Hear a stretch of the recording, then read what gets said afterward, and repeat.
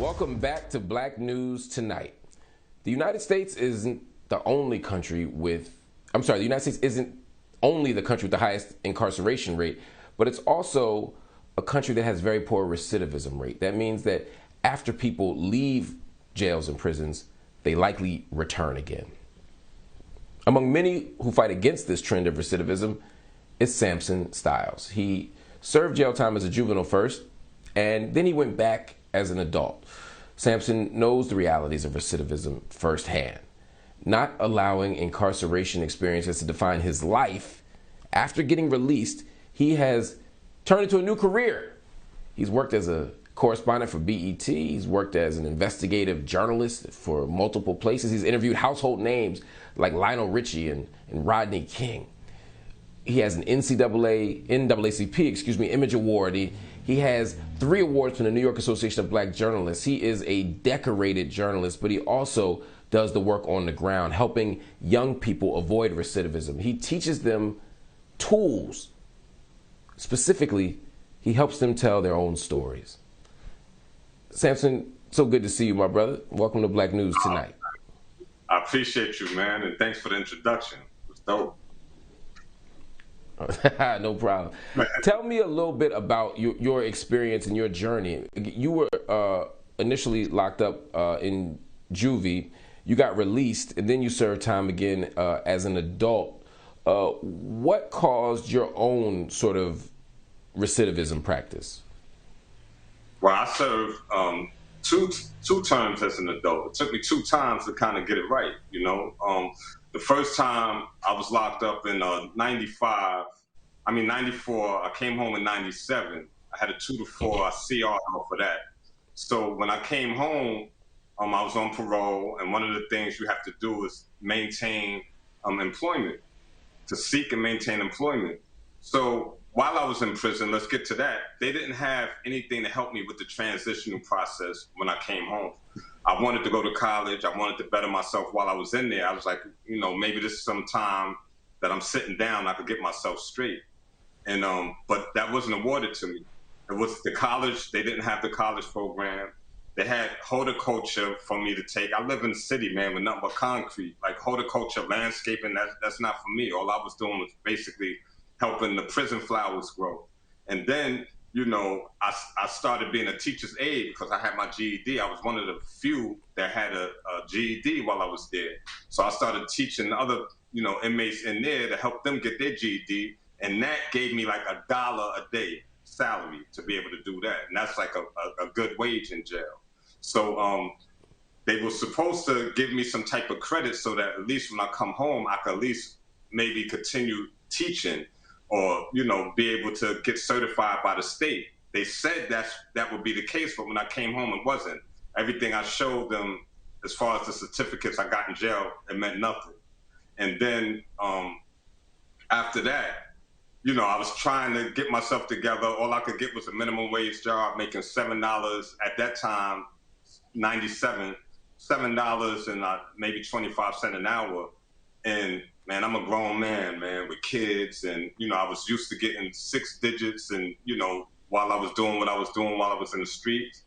And within 6 months, once the parole let up off of me and they said, yo, you don't have to report every week now. You can report every 2 weeks. Man, I packed up, went to Ohio and started doing what I knew how to do best again, and got back in the drug game. And then within 3 years from that, in 2000, what the statistics say, 1/3 of people released, there's 200,000 people released each year. 1/3 will go back within 3 years. By the year 2000, I had another case and I was back in jail. Wow. That journey is, unfortunately, as you point out, not unfamiliar. And you laid out a big part of the challenge. When you are incarcerated, the things you need to not come back to jail aren't given to you. You know, and there's such a push these days to get rid of education programs, to get rid of the GED programs, to get rid of the libraries, to get rid of even to limit visits or to move you further and further away. I mean, it seems like so much of the stuff that keeps you from going back to jail, they don't give. And you know why is that, right? you got to follow the money, right? So you look at it, right? Like New York now, the New York jail systems, as far as the jails, not the prisons, the jails went up like over 100%. Now it costs like the city of New York $337,000 to house one inmate, and it used to take 129,000 like between the years of 2009 up until now. So like the past decade, it rose to over 100%. The median income now, the state prison is like $69,355 per inmate, and the median income in New York is $32,000. So that means that someone is worth more in jail than he is out in the free world, because 9 out of 10, someone coming from jail, they're not going to get a job making at least 30, 40,000 or over 32,000, that threshold, like I mentioned. So they worth more in jail than they are out in the streets. Wow. And when you talk about making $1 an hour, you know, no, that's a hell of a, it's a hell of a day, excuse me. Right, yeah. right. Whew. That was good money. So we're talking maybe 8 to 12. Wow. So we're talking 8 to 12 cents an hour, probably. So when you look at that, I mean, a good example is in the last year during the pandemic, Governor Cuomo in New York had incarcerated people making PPE. They were making masks. They were making hand sanitizer. Now, 2 things were crazy about that. One is that they were getting COVID because they weren't allowed to use the hand sanitizer or get the mask that they were making. But it was also the fact that they were doing it for, as you just pointed out, pennies an hour. So, as you rightly point out, if they can exploit your labor inside a prison and make millions of dollars by paying you dollars, then there's no incentive for them to do anything once you get out. But some people do get out. And when you got out, can you talk a little bit about the type of discrimination you faced in terms of housing, education, whatever it may be, once you actually got back out into the society? Let me tell you something, man. That question, have you ever been convicted of a felony, haunts me to this day, right? When you're going for work, that question is asked. And then it's like, explain, right? So it's like, okay, now you're explaining something that happened in your past. I can understand if it's a sexual crime and you're around kids and stuff of that nature, but you know, with that, you have to get registered so they know what's up. But for me to explain my whole life story, and meanwhile, you know, I done turned my life around, first of all, that's embarrassing. And it's like, you know, you're being made to feel subhuman almost, you know? And then, like, as far as even getting an apartment, they wanted to know if you've been convicted of a felony. And this is why I was working at BET at this point. I'm at BET. I'm like, my pay stubs are looking good. I'm on the air. I'm like, you could Google me. You could look. This is my show. This is what I'm doing. And they still ask me, you know, that question and then ask me to explain. So I walked away. Now I own where I stay now. They don't ask that if you have the down payment and be able to, you know, have your credit. So, you know, with that, I didn't have that problem. But that's it's a major problem with almost every step you take. That felony conviction, and I got 4 of them because I was in trouble since I was a young one. You know, I grew up in the system, basically. So it took a while for me to be able to establish myself. And most of all, it had to be done on the entrepreneur level. And for most people that's been incarcerated, that's the thing. They either going to get a barber certificate, and that's not even really given in jail, because I would have done that. I would have said, oh, you know what, let me cut here. So, you know, but you are able to get that license. That's one of the licenses that you are able to obtain, and also like a CDL, you can drive trucks and things of that nature, you know, in some instances, if you're going to do it for yourself. Some companies, they're not going to hire you because you have that felony conviction. But if you're your own boss, and it kind of pushes you to do that. So help me understand how you made the pivot, because you're denied opportunity inside of prison. You get out, and all the things that are stacked up against you that you just laid out are there. And yet somehow you ended up as an investigative journalist, a BET News correspondent. You ended up doing all this extraordinary stuff. How'd you make it happen? Man, first of all, I'm going to thank my higher power, God, Allah, whatever you want to call him, Buddha, you know, whatever that someone wants to call their higher power, because I had no idea that I would fall, you know, up on being a journalist. What happened is I did something else illegal when I came home. And I started a fight club with these girls that fight around my way in Brownsville. And the thing that I wanted to do was highlight their fights and make it more constructive, because they was just fighting in the street for no reason, you know, just beefs. And I said, yo, let's, you know, you fighting out here in the street, you might as well get in the ring and fight these bare knuckle brawls.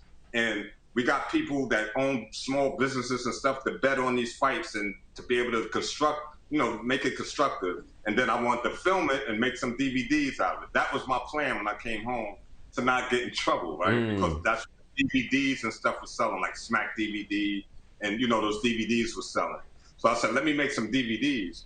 So in the process of me doing that, I ran into some people that, one had a magazine. She didn't have a magazine, but she worked for a magazine. So she knew how to basically structure the story, and knew the story that was there, that was bigger than just selling the DVDs.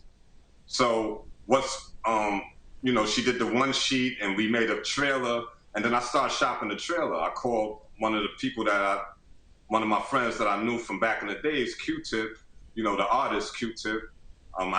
And his manager, his road manager, Light, hooked me up with Nelson George. He said, yo, I want you to meet Nelson George. So I met Nelson George, and Nelson George, he liked what I had. And then he was like, you know, how did you get this footage? And I didn't tell him then because it was illegal, and I didn't want him to be scared off and say, yo, I'm the one that's doing this fight club, right? So, you know, I told him, look, I got access right. from the hood. You know, I got access like that.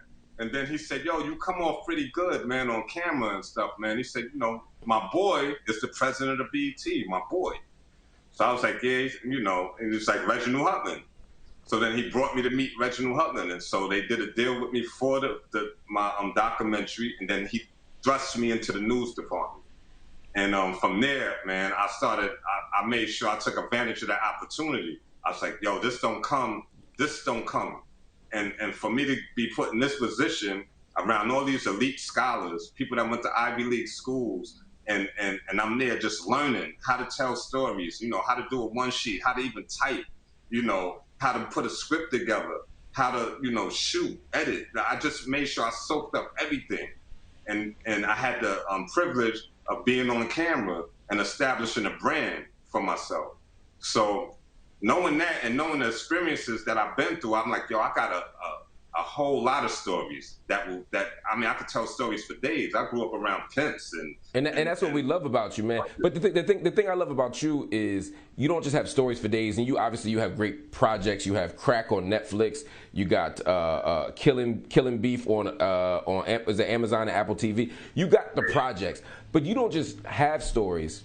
You also teach young people how to use their voice. You help teach young people how to tell their own stories. You empower young people, because here's the truth, man, and I really mean this.